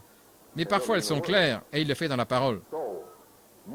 Alors, lundi matin, le Saint-Esprit m'a ramené à la Genèse, après le lendemain matin, lundi passé, et a commencé à me montrer le 10 mai et le 17 mai, et ainsi de suite. Et puis ce soir-là, un frère m'a appelé et m'a dit qu'il voulait se repentir et toutes ces choses. Et il m'a dit que dimanche dernier, pour la première fois, ces choses se sont ouvertes à lui. J'ai dit, Dieu soit loué. Un seul. Si ce n'est qu'un seul, pour qui mon cœur était si accablé, si ce n'est qu'un seul. Il a dit, frère, je suis sauvé depuis longtemps, mais seulement, c'est la première fois que j'ai vraiment vu ce dont vous parlez. Dieu m'a ouvert les yeux pour que je voie. Cela a changé sa vie et celle de sa femme. Changé du tout au tout. Et puis le soulagement est venu. J'ai dit, Elaine, gloire à Dieu, le voilà. Je sais que j'étais accablé et que je prêchais pour quelque chose, je le savais, vous voyez. Et puis le 10 mai, faire l'appel à l'autel. Et le 10 mai ici, dans la Bible, entre toi et toute ta maison dans l'arche. Le 17 mai, qui serait le 7e jour, était-ce le 17e jour où Dieu a fermé l'arche et que le déluge a commencé à arriver ce jour-là? Est-ce que vous me suivez, les amis? Eh bien maintenant, si vous transférez le 17 mai, le jour, et que vous prenez ensuite un jour pour une année entière, cette année-ci, est-ce que ce serait cette année-là ou le jour d'avant? Est-ce que ce serait le 17 mai, cette année entière dont je parle? Est-ce que vous me suivez maintenant, les amis?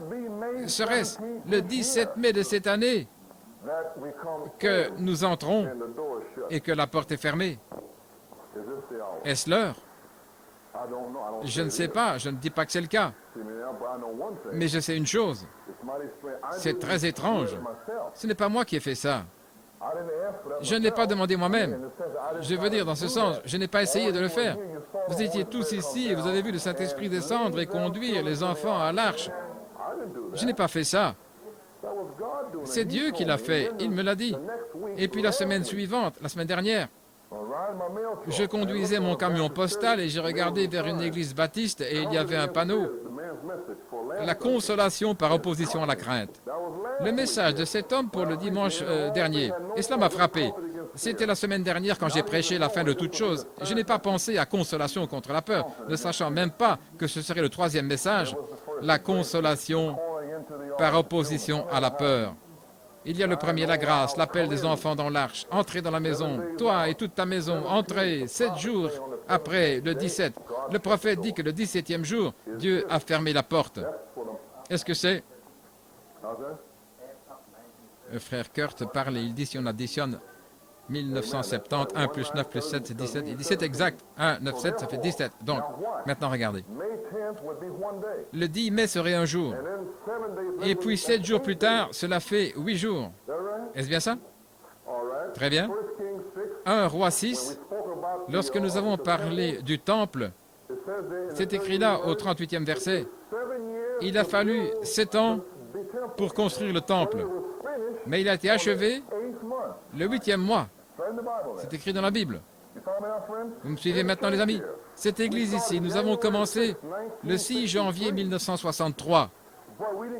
Mais nous ne sommes pas entrés dans ce bâtiment avant le 7 juin 1964. Ce 7 juin est notre 7e année. Donc, au total, cela fait 8 ans. Est-ce que vous me suivez? C'est un 7 et un 8. Cela signifie-t-il quelque chose? Même dans le naturel, là où vous vivez, c'est un signe pour vous. Maintenant, vous saisissez vous-même. Vous restez ici pour une saison, puis il vous déplacera lui-même et vous donnera un 8 et un 7. Et vous vous demandez ce que ça signifie. Et même dans cette même église, vous avez la 7e année ici, mais nous vivons en tant que groupe ici depuis 8 ans. Vous voyez? Que signifient toutes ces choses? Je ne sais pas ce qu'elles signifient. Peut-être que vous le savez, mais je suis seulement censé vous le prêcher. Le 10 mai, ce soir-là, nous avons vu le film Fils de l'homme. Le 17 mai, ce soir-là, nous avons écouté la 70e semaine de Daniel, c'est vrai? Ce soir, nous voulons passer sur les ailes d'une colombe blanche. Le Seigneur l'a mis sur mon cœur.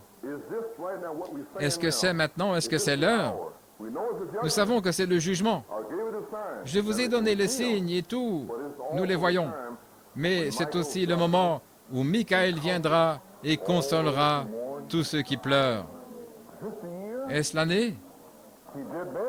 Il a fait cela le 17 mai. Il a fermé la porte. Dieu est descendu et a fermé la porte lui-même. Ils étaient à l'intérieur lorsque l'eau a commencé à frapper contre la porte. Ils étaient en sécurité. Ils ont entendu les vagues se fracasser, s'écraser à l'extérieur. Les gens frappaient pour entrer. Laissez-moi entrer. Je ne sais pas. Est-ce la dernière année? Si c'est le cas, je veux vivre comme si ça l'était. Est-ce l'année où cette dernière semence prédestinée de Dieu entrera? Et alors Dieu montrera sa main sur la terre, la main du jugement. Mais nous connaissons l'épouse, la résurrection, la main de Dieu, la guérison, la parole parlée, la création, le salut, la main de Dieu qui balaye la terre. Eh bien, Dieu a montré à Noé et Moïse sa main le 40e jour. Un vent est venu souffler le 40e jour. Je ne sais pas, mes amis. Mais ce matin, j'ai essayé de prêcher comme si c'était le cas. Je dis, Dieu a mis quelque chose dans mon cœur pour qu'il puisse comprendre ce dont je parle. Et même la 70e semaine de Daniel, il y avait une grande confusion au sujet de ce message. J'avais des cassettes de 1952 où Frère Branham disait « il reste 3 ans et demi ».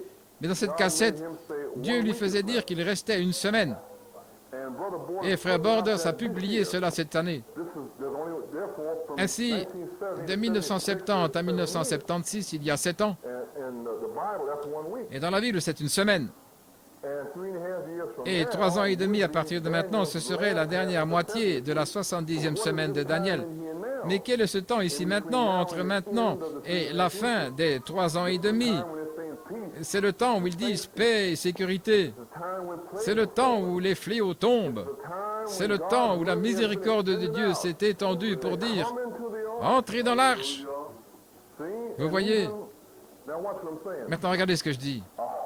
J'espère, je déteste dire ces choses. Les gens pensent que je parle de New York, et ce n'est pas le cas, vous voyez ce que je veux dire. Mais est-ce un signe pour nous ici à New York? Le 10, le 17 et aujourd'hui, je ne sais pas. Mais je sais une chose, il a dit, fais cet appel à l'autel, ça je le sais. Parce que Dieu essaie de nous montrer quelque chose cette année. Faire l'appel à l'autel, un type avec Genèse 7.1, entre toi et toute ta maison dans l'arche. 7 jours plus tard, il y avait l'arche qui disait, la fin de toute chose est ici. Et il y avait le message, la fin de toute chose. Et juste après, qu'est-ce qui viendra ensuite? La consolation par opposition à la peur. Le jugement est là, mais le réconfort aussi. Le consolateur, Michael, loué soit notre Dieu. Jésus-Christ lui-même va descendre, mes amis. Je ne sais pas. Est-ce que vous le voyez? J'espère que vous comprenez, parce que c'est exactement l'ordre de la Bible. Et puis lui-même, le Fils de l'homme, le film cette année, et eux qui espèrent trouver l'arche. Pourquoi l'arche cette année? La Bible dit, comme au jour de Noé, comme au jour de Lot, ils ont continué à manger, à boire, à acheter, à planter, à se marier, donner en mariage jusqu'à ce jour, toute l'année. Vous me suivez maintenant? Un jour là-bas, mais est-ce cette année ici? Jusqu'à cette année même, il faut encore ces choses jusqu'à cette année où le jugement frapperait. Je ne parle pas de la tribulation de 3 ans et demi. Je parle de laisser ces choses en suspens maintenant, vous voyez, parce qu'elles doivent être relâchées. Elles doivent l'être pour que l'épouse vienne à ce 3e pôle. La pression doit descendre. Donc, par conséquent, c'est l'heure maintenant pour l'épouse de se lamenter. S'il n'y a jamais eu une heure pour se lamenter, et par la même occasion, si elle se lamente du plus profond d'elle-même, si elle se lamente contre le péché, crie contre les abominations, et ainsi, elle est en deuil, en chagrin à cause de la souillure et des abominations ici. Mais Dieu a mis ce deuil. Pourquoi? Parce qu'il y a une profondeur pour venir réconforter ceux qui pleurent. Il n'y a pas de crainte. Il ne devrait pas y avoir rien ici. Il devrait y avoir une telle joie parmi nous. Pas un visage triste, mais de savoir que Dieu est venu et nous a mis dans l'arche en cette heure-ci. Gloire à notre Dieu. Le voyez-vous, les amis? Je ne fais pas grand cas de ces 3 messages dans ce sens, seulement que Dieu me les a rappelés. Et je me suis demandé quel jour. Donc, en étant le 17, cela signifiait que Jésus-Christ pouvait descendre, ouvrir les 7 sceaux en 63. Et ensuite, tout le monde se demandait ce qui s'était passé, la façon dont il l'a prêché, comme si c'était tout. Eh bien, la Bible dit la même chose. Viens, aujourd'hui, toi et ta maison. Et Frère Branham a fait la même chose. Il a dit, « Oh, vous feriez mieux d'entrer dans le 6e sceau. Je ne sais pas à quelle heure l'agneau va sortir. » Les gens avaient peur. Ils nous ont même appelés à descendre au tabernacle ici. C'est vrai. Et c'est écrit ici dans le premier verset. « Entre avec toute ta maison dans l'arche, aujourd'hui, ici même. » Mais pourtant, il y a 7 jours de plus. Et pourtant, il y a eu 7 années de plus. Pourquoi? Pour rattraper cette semence élue ici, à travers le monde. S'il avait fermé cette porte en mars 63, vous ne seriez même pas ici, parce qu'il n'est pas venu lui-même avant novembre pour chercher les brebis. Amen. Il a dit, j'ai la parole et je viens chercher les brebis. Pourquoi? Il y a encore 7 jours, la porte de la miséricorde est ouverte. Entrez. Le Fils de l'homme est apparu dans la miséricorde. Il s'est révélé dans la miséricorde. La douleur, le réconfort et la délivrance. Le Fils de l'homme. Mais maintenant, il est prêt à se révéler par le feu. Oh, entrons dans l'arche maintenant, ici, maintenant. L'aimez-vous, les amis? Est-ce l'année où la porte est fermée? Je ne sais pas. Mais je sais une chose. Il vous donne des signes de la parole. C'est quelque chose qui se trouve dans la Bible, comme la Bible dont je parle. Des signes paroles, pas juste une invention dans votre esprit ou une sorte de révélation. Non, c'est dans la parole. Vous voyez, il nous ramène à la parole. Donc, la grâce et la miséricorde, c'est la fin. Et ensuite, il continue avec les 7 années de construction du temple. Et ils ont même terminé au 8e mois. Mais si vous lisez le chapitre 2 de Chroniques, vous découvrez qu'au 7e mois, la gloire de la Shekinah est descendue. Et en lisant ici, vous voyez qu'au 7e mois, l'arche s'est reposée au sommet du mont Ararat. Eh bien, l'épouse reposera-t-elle sur le mont Sion? Amen. Ce repos, c'est quelque chose qui est là, que vous savez sans l'ombre d'un doute que vous êtes sur le mont Sion. Et vous savez que vous êtes ici où l'huile, le blé et le vin déversent leur récolte. Et Dieu est en train de la déverser parce que vous êtes entrés dans l'arche et vous avez gardé chaque parole. Vous vous plaignez, gémissiez, pleuriez sur le péché et tout ce qui se passait ici. Et Dieu a vu vos cœurs. Courage, mon frère, louons notre Dieu. Je crois que nous sommes juste à la porte. Je crois que quelque chose est sur le point d'arriver. Savez-vous aussi, pour terminer, que le même mot « deuil » dans le dictionnaire dit ici, en plus des autres choses que je viens de vous dire, il est dit que le deuil signifie faire le son grave et continu d'une colombe. Gloire à Dieu. C'est ce qui est dit dans le dictionnaire. Faire le son grave et continu d'une colombe. Qu'est-ce que c'est? C'est le deuil. Maintenant, je vais vous dire quelque chose. Gloire à Dieu. Frère Branham, dans les ailes d'une colombe. Il existe de nombreuses variétés de colombes. Habituellement, notre tourterelle est un oiseau d'aspect gris. Puis il y a aussi la colombe de deuil et la colombe du soir. Dieu soit loué. Quelle colombe était-ce lorsque Florence Nightingale, qui était si maigre, ne pouvait même pas mourir? Tout d'un coup, une petite colombe se tenait à la fenêtre.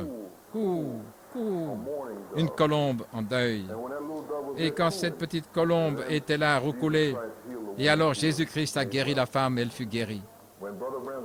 Lorsque la mère de Frère Branham était en train de mourir, il y avait là une colombe qui roucoulait, une colombe en deuil, et Dieu est venu et l'a emmenée.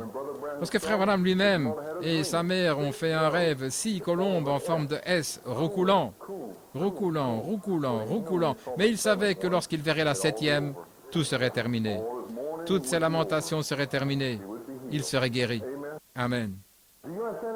Comprenez-vous ce dont je parlais, mes amis? Et ensuite, quand il a fait ce grand appel à l'autel, vous l'avez compris, ce grand appel, Frère Hunt, Frère Coleman à Tucson, partout dans le pays, repentez-vous et laissez la colombe entrer. La colombe du deuil, ces dernières années, soupirer et gémir contre l'abomination qui est faite dans la ville, Jérusalem, dans l'Église.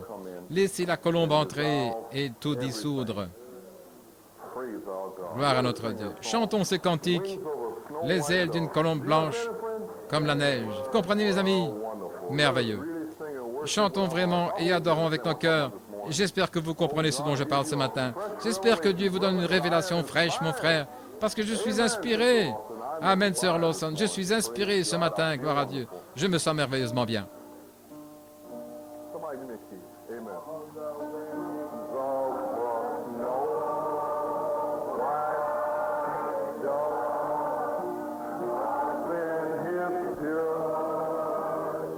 Sur les ailes d'une colombe blanche comme la neige, Dieu a envoyé son amour pur et doux, un signe d'en haut. Sur les ailes d'une colombe,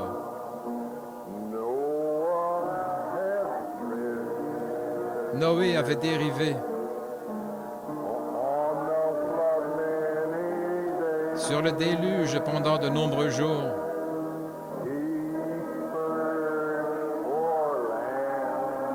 il a cherché une terre de diverses manières.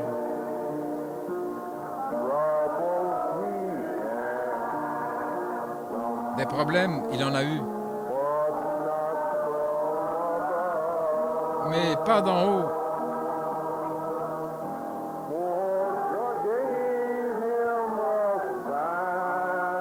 Car Dieu lui donna un signe.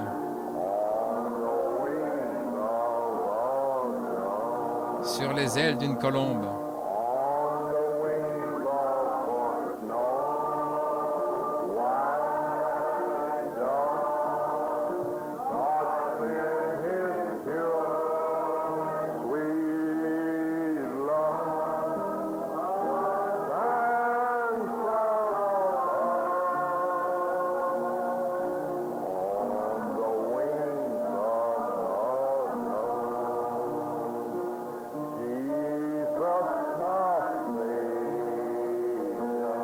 Jésus, notre Sauveur, est venu sur terre un jour.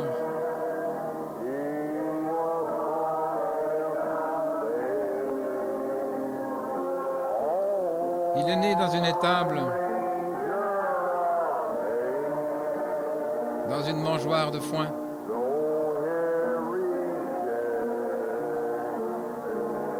Bien qu'ici rejeté,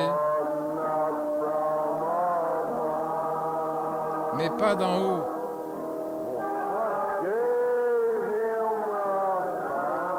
Dieu lui a donné un signe. Sur les ailes d'une colombe.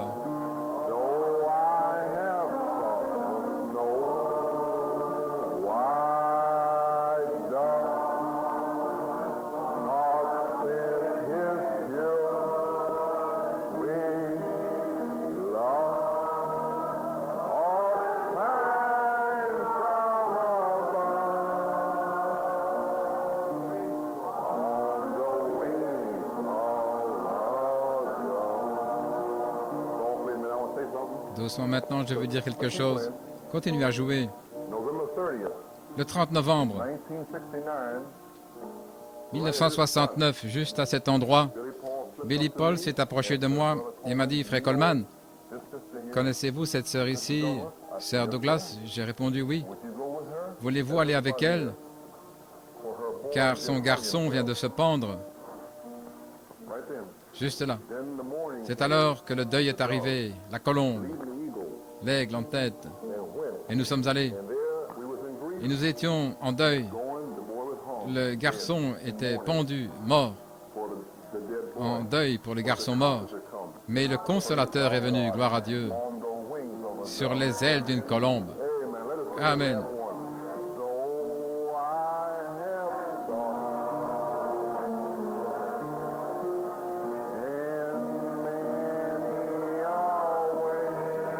Bien que j'ai souffert de bien des manières,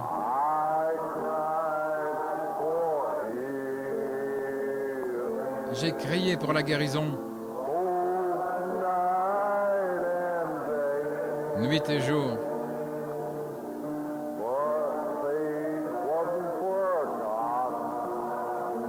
Mais la foi n'a pas été oubliée par le Père qui est là-haut.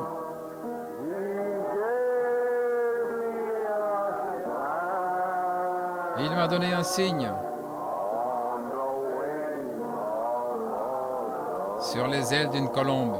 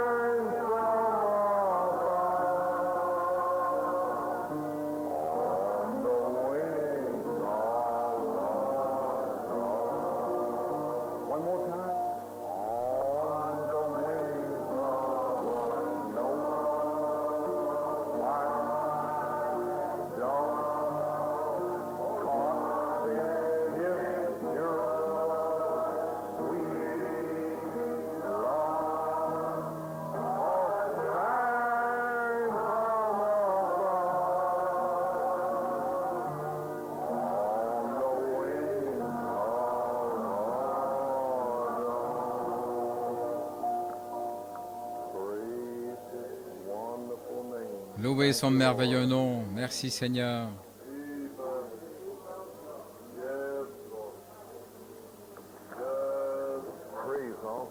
Gloire à Dieu. L'aimez-vous? Le 6 avril 1960, j'ai été sauvé. Le 9 avril, j'ai reçu le baptême du Saint-Esprit. C'était dans les 6. 6, c'est incomplet. 7 est la finition. Et pendant 10 ans que j'ai marché avec le Seigneur, et puis maintenant, le 7 mai 1970, le Saint-Esprit a dit, fais cet appel à l'autel. Le 10 mai, il y avait nos enfants qui se tenaient ici. Gloire à Dieu. Je me demande si c'est la fin, le numéro 7, l'achèvement.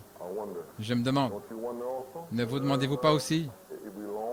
Si nous le désirons ardemment, nous savons que c'est la fin. Eh bien, ce matin, comme l'onction est sur nous maintenant, je vais prier pour nous tous ici. Je me sens conduit ainsi. Maintenant, comme Frère Branham l'a dit ici, avec vos têtes inclinées, juste une minute. Combien ici voudraient dire, si vous le pouvez, et voulez dire ceci, Frère Branham, j'ai eu tort toute ma vie. J'ai voulu servir Dieu, mais ce soir, je suis prêt à m'abandonner. Priez Dieu que cette colombe vole dans mon cœur ce soir. Je peux la sentir battre des ailes alors qu'elle entre. Levez vos mains ici, dans le public visible, partout dans le bâtiment, dans le public, à travers le pays, jusqu'à Frère Hunt et Frère Coleman, jusqu'à Frère Léo Mercier et tous ceux qui sont là, à Tucson, au Branham Tabernacle, sur la côte ouest. Levez vos mains partout. Je veux que la colombe vole dans mon cœur ce soir. apportant le doux amour de Dieu sur les ailes d'une colombe blanche comme la neige. Le Saint-Esprit, apporte-le-moi ce soir, Seigneur, et dépose dans mon cœur la foi dont j'ai besoin. Et maintenant, je vais vous demander ce matin, ce matin dans l'auditoire visible ici, et qui veulent que cet amour tombe dans leur cœur, qui ne veulent pas finir se battre comme si c'était leur droit. Vous savez, je suis dans le message, ça ne veut rien dire, mes amis, c'est du légalisme. Voyez-vous ce que je veux dire? Et couper, hacher, trancher, ça ne veut rien dire. Le doux amour de Dieu, cette colombe qui vient dans le cœur et apporte son amour et vous apporte la révélation qu'il est amour, comme nous l'avons vu dans le film, c'est Jésus-Christ. Quand les pécheurs entrent ici et voient ça, ça les brise. C'est l'amour qui le fait. Ce message doit être transmis dans l'amour. Et je viens de revenir pour lire l'Écriture. J'ai oublié de vous la lire. J'ai oublié de le mentionner, c'est vrai. Ça me revient ce matin. 2 Corinthiens 3. Béni soit Dieu le Père de notre Seigneur Jésus-Christ, le Père des miséricordes et le Dieu de toute consolation, qui nous console dans toute notre tribulation, afin que nous puissions consoler ceux qui sont dans la détresse, par la consolation dont nous sommes nous-mêmes consolés de Dieu. En d'autres termes, à moins que Dieu nous réconforte, nous ne pouvons rien faire. Mais s'il nous a réconfortés, nous a fait connaître son amour, alors nous apportons le même réconfort à votre frère qui a péché, qui est dans la détresse, pas en frappant, mais avec amour. Tu vois, mon frère, je viens dans l'amour et la douceur. Dieu a ôté mes péchés, je sais qu'il enlèvera aussi les tiens. Ainsi est l'amour fraternel. Pas, tu es un pécheur, tu as fait ceci, tu as fait cela. Oui, non, monsieur.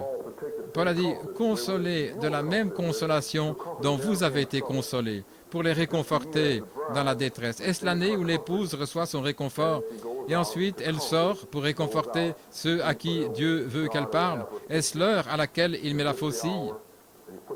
Je ne sais pas.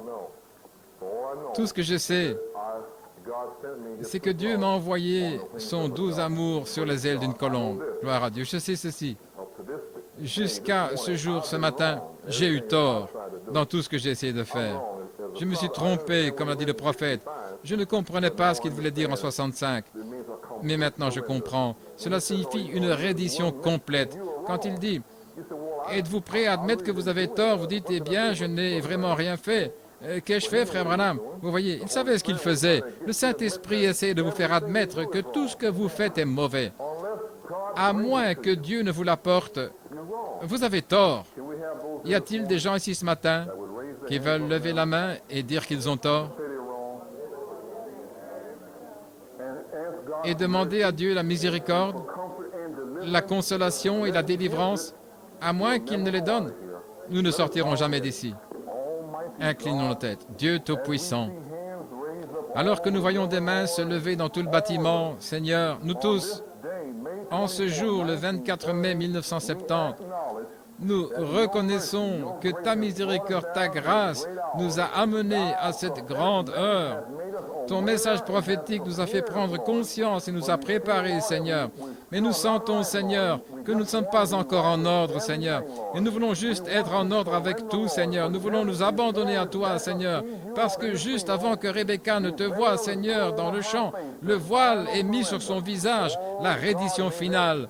Oh Dieu, que l'esprit de reddition finale vienne sur les gens maintenant. Ceux qui, dans tout le bâtiment, Père, ont maintenant les mains levées.